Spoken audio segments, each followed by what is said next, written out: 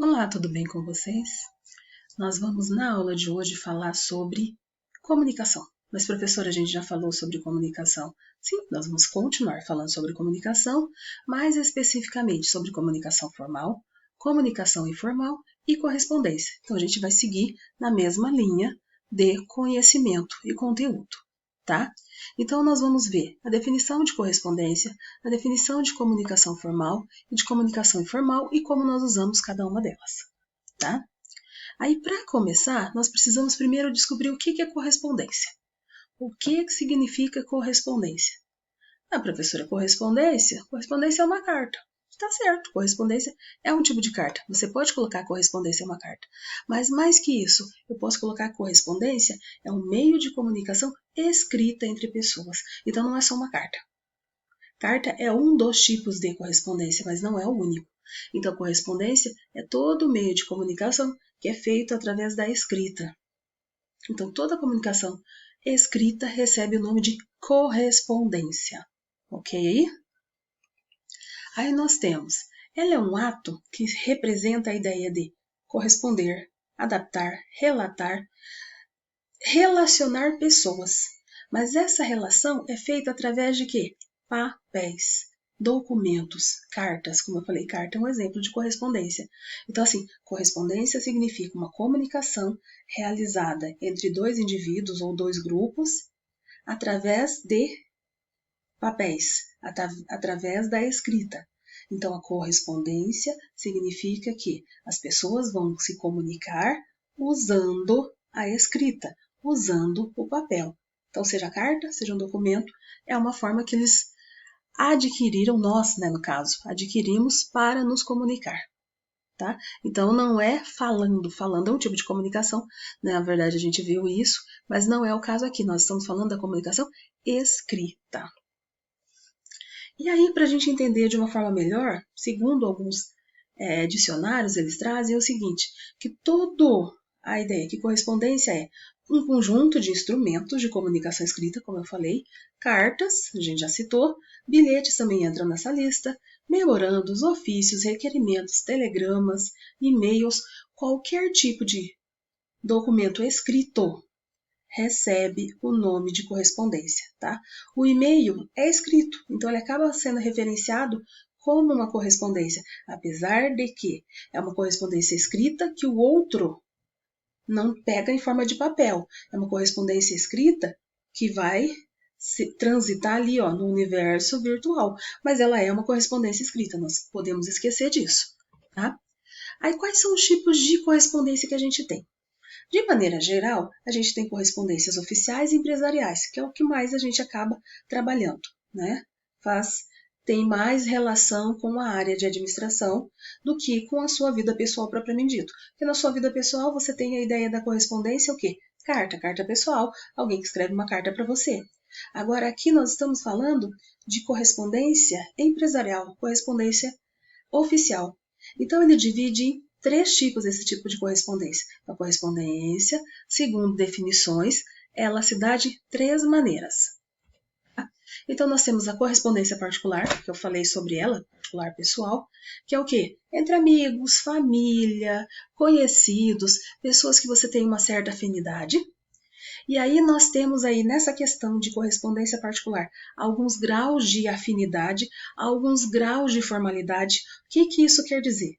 Significa que em dados momentos eu vou fazer essa correspondência mais leve, mais solta, mais fluida, porque é o meu amigo, porque são os meus pais, porque são pessoas que eu tenho uma certa afinidade, são pessoas que eu posso falar com uma certa liberdade de escrita, liberdade para poder conversar e porque nós temos afinidade.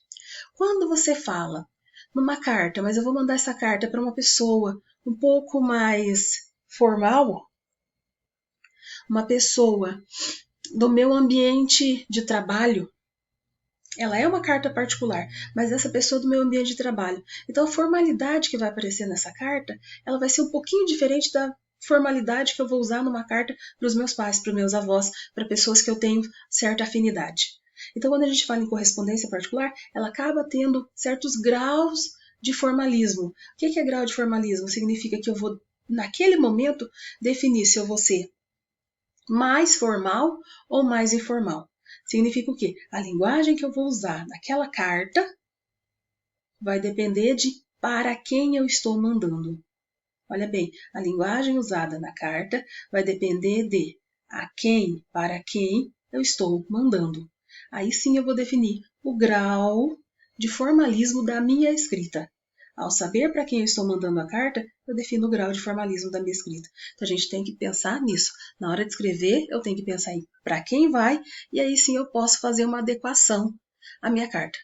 Mas espera aí, significa então que uma carta para uma pessoa conhecida tem que ser totalmente informal? Eu não posso usar formalidade? Pode, claro que você pode. A formalidade faz parte da nossa língua. A questão é que, como eu tenho um certo grau de afinidade, como eu tenho um certo grau até mesmo de afetividade com essa pessoa, né, que ela é uma pessoa bem mais próxima a mim, significa que eu posso escrever de uma forma mais fluida, uma coisa mais leve, mais solta, sem ter talvez toda aquela pressão de seguir uma regra, aquela forma toda bonitinha, toda formal, toda certinha. Porque como eu tenho um caráter mais íntimo, eu consigo fazer com que o meu texto seja entendido pela pessoa do outro lado, sem que ela se sinta ofendida ou agredida de qualquer forma, porque, nossa, a pessoa está me ofendendo, manda uma carta nessa linguagem totalmente comum do dia a dia, sendo que eu sou uma pessoa assim, assim, assim, eu não sou um amigo dele, eu sou uma pessoa que trabalha com ele. Então, o grau de formalismo aí, ó, para um colega de trabalho, ele é diferente do grau de formalismo que você usa para sua família, para os amigos, para o namorado, para a namorada. Olha bem, é aí que nós estamos falando. É uma correspondência particular, mas o grau de formalismo vai depender da pessoa a quem eu estou enviando a carta, a quem eu estou mandando essa correspondência. Segundo tipo de correspondência é a empresarial. Essa correspondência nós trocamos de empresa para empresa, ou empresa e pessoa física, ou pessoa física e empresa, vice-versa. Dá na mesma coisa. O que significa correspondência empresarial? Por exemplo, correspondência empresarial é quando você recebe aquelas cartinhas, lembra aquelas cartinhas do coração? Do banco, falando que você tem um saldo devedor, que você deve ir lá regularizar sua situação. Quando você recebe uma cartinha de uma loja, porque você esqueceu de pagar alguma parcela, e aí ele manda para você para lembrar disso, tá? Então, olha lá, é uma carta empresarial, é uma carta, é uma correspondência trocada entre empresas ou entre pessoas e empresa. Por isso que ela tem uma formalidade maior, tá? Cartas, documentos, correspondências em geral. Quando a gente fala do tipo empresarial, ela tem uma formalidade muito maior, ela é muito mais restrita com relação à formalidade do que uma carta ou um documento particular. Terceiro item são as correspondências oficiais. Essas correspondências oficiais, elas são trocadas entre órgãos públicos. Elas são trocadas entre instituições públicas, tá? Entre instituições e sociedade. Não é um tipo de correspondência que você vai mandar para o seu vizinho ou para o seu amigo.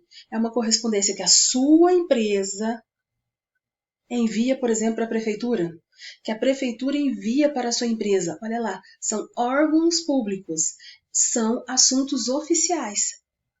E dentro disso nós vamos ver algumas correspondências oficiais, e você vai perceber que dentro dessa questão de correspondência oficial, eu vou ter ali ofício, memorando, circular, tem várias coisas que você vai perceber que são documentos oficiais.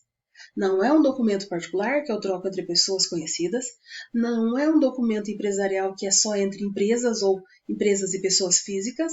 Aqui são órgãos públicos, setores que representam a nossa sociedade. Por isso que é um documento oficial. Olha bem a diferença. É um documento oficial porque são documentos trocados. É uma correspondência que existe entre os órgãos públicos. Logo, se é uma correspondência que existe entre os órgãos públicos, significa que a escrita dele, a forma que ele é montado, é diferente de uma carta comum, de um texto comum. Isso tem que ficar bem claro, porque é um documento oficial. Tá? Então, qual o objetivo dessa comunicação?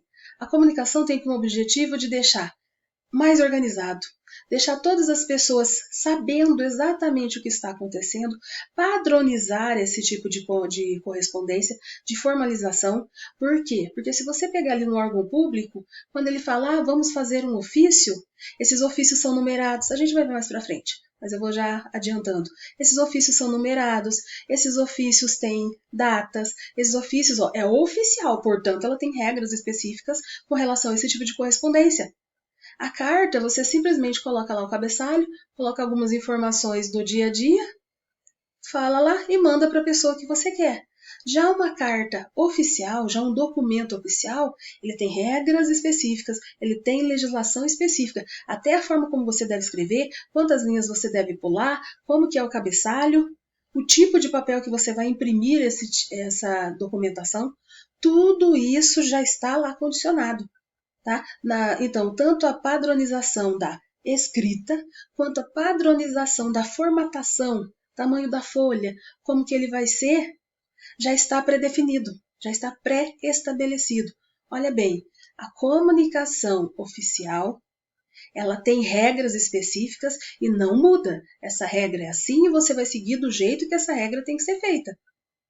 Diferente da comunicação particular, porque ocorre entre pessoas que têm familiaridade, pessoas comuns, então não há necessidade dessa formalidade tão severa.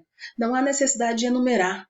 Eu escrevi, toda mês eu escrevo uma carta para meus avós, porque eles não gostam de usar o telefone, eles gostam de receber cartas.